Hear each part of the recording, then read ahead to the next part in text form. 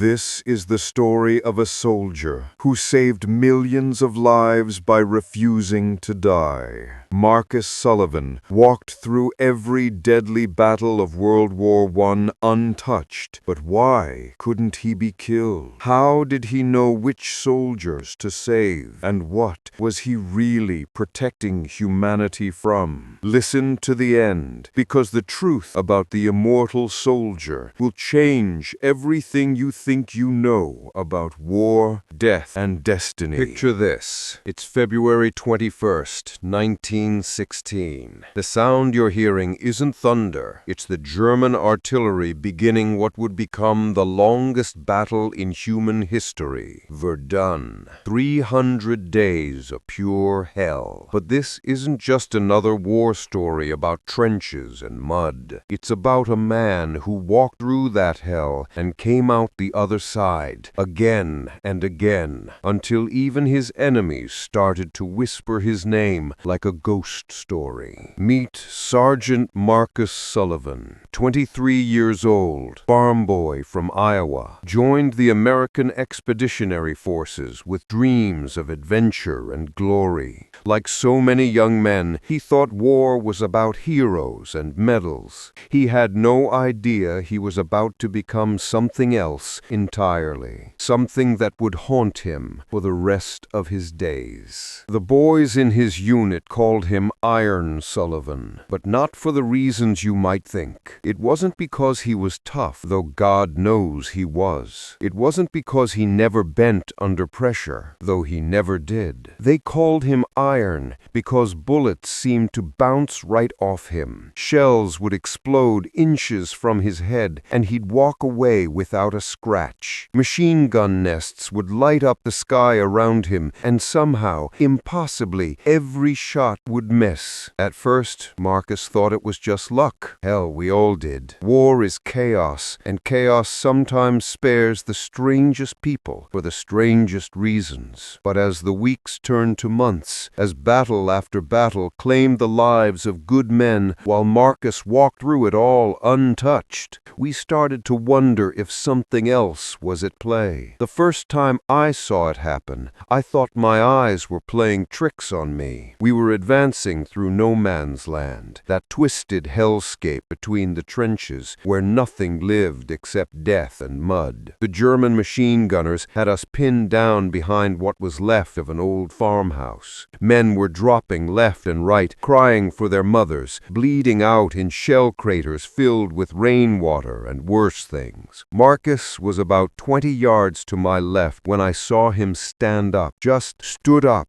right in the middle of that deadly crossfire. I wanted to scream at him to get down, but the words caught in my throat, because as I watched, he started walking, not running, not ducking, walking, straight toward the German position like he was taking a Sunday stroll through his daddy's cornfields. The machine gun tracked him. I could see the muzzle flash, could hear the rapid-fire chatter of death spitting bullets in his direction, but Marcus kept walking, step after step, calm as you please, while the air around him filled with hot lead. I swear I could see the bullets cutting through the space where he should have been, where any normal man would have been torn apart. He reached the German position, a reinforced crater with sandbags and twisted metal, and I watched him disappear over the edge. The machine gun went silent. 30 seconds later, Marcus climbed back out, covered in mud and blood that wasn't his own. He gave us the all-clear signal, and we advanced. 3 German soldiers in that crater, all dead, and Marcus without so much as a torn uniform. That night, back in our trench, the boys were talking. Whispers at first, then louder. Did you see how those bullets just missed him? Like he was protected by something. Like the devil himself was looking out for him. But I was watching Marcus during all this talk, and I didn't see a man touched by the devil. I saw a farm boy from Iowa who was starting to realize that whatever was keeping him alive was also keeping him apart from the rest of us. There was something in his eyes that hadn't been there before, a distance, like he was already beginning to understand the terrible weight of his gift. The French soldiers in the trenches next to ours had been at Verdun since the beginning. They'd seen things that would break most men's minds, and they were harder than coffin nails. But even they started to take notice of Marcus Sullivan. They had a word for him, le fantôme, the ghost, because that's what he was becoming. A man who existed somewhere between the living and the dead, walking through battles that should have killed him a dozen times over. The thing about gifts like Marcus's is that they come with a price, always. And as the weeks passed, as we fought through the charnel house that Verdun had become, I started to see what that price was going to be. It wasn't just about surviving. Anyone can get lucky once, maybe twice. But when you start surviving everything, when death reaches for you again and again and comes away empty-handed, something inside you begins to change. Marcus was changing. I could see it in the way he moved, the way he looked at the rest of us. We were mortal, fragile, temporary, and he was something else, something that bullets couldn't touch, that shrapnel couldn't find, that the Grim Reaper himself seemed to overlook. But here's the thing about being untouchable in a war. It doesn't make you a hero. It makes you alone. Because while you're walking through hell without a mark on you, good men are dying all around you. Men with families, with dreams, with everything to live for. And all you can do is watch them fall while you remain standing. That's when the real horror of Marcus Sullivan's story begins. Not with his impossible survival,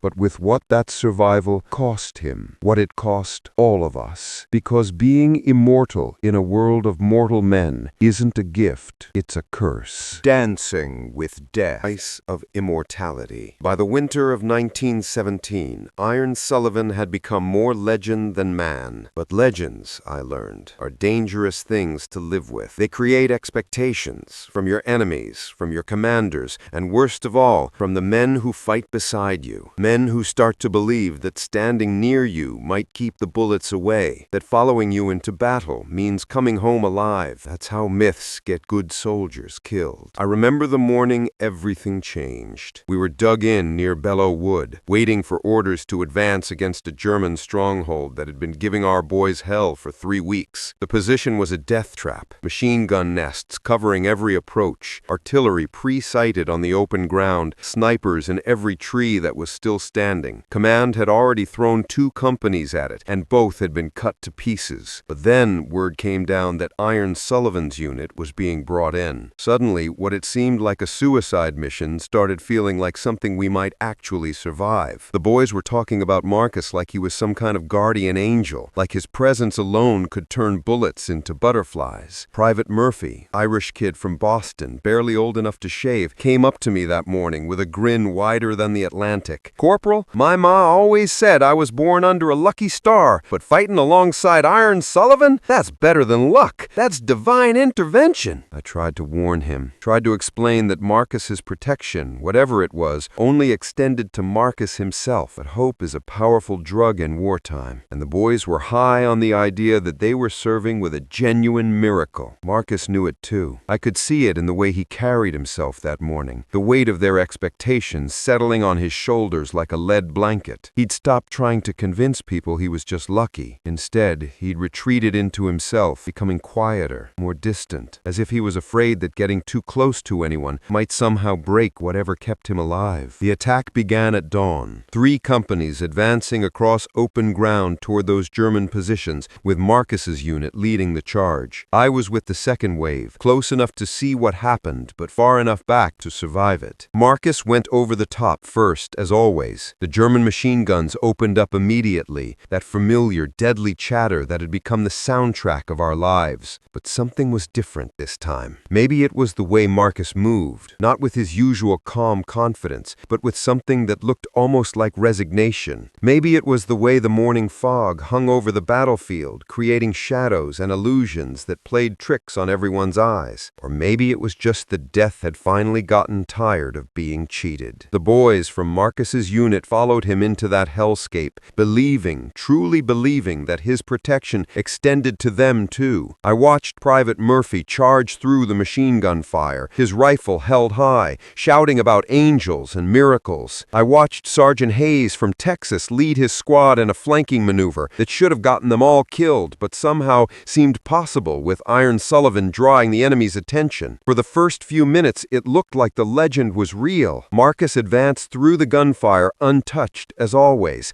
and his men seemed to be moving through the storm of bullets like they were blessed. We actually started to think we might take those positions, that the myth of Iron Sullivan might be strong enough to carry us all to victory. Then the German artillery found them. I'll never forget the sound of those shells screaming in. 3 direct hits on Marcus's advancing line. The explosions were so close together, they sounded like one enormous thunderclap. And when the smoke cleared, the ground was littered with bodies. Murphy was gone. Not just dead, but erased, like he'd never existed at all. Hayes was crawling through the mud, both legs shattered, calling for medics who couldn't reach him through the continuing gunfire. All around the crater, American boys lay twisted and broken, their belief in miracles scattered like the shrapnel that had killed them. And in the center of it all, Marcus Sullivan stood untouched. Not a mark on him. His uniform was covered in mud and other men's blood, but his skin was clean. The explosion that had vaporized Private Murphy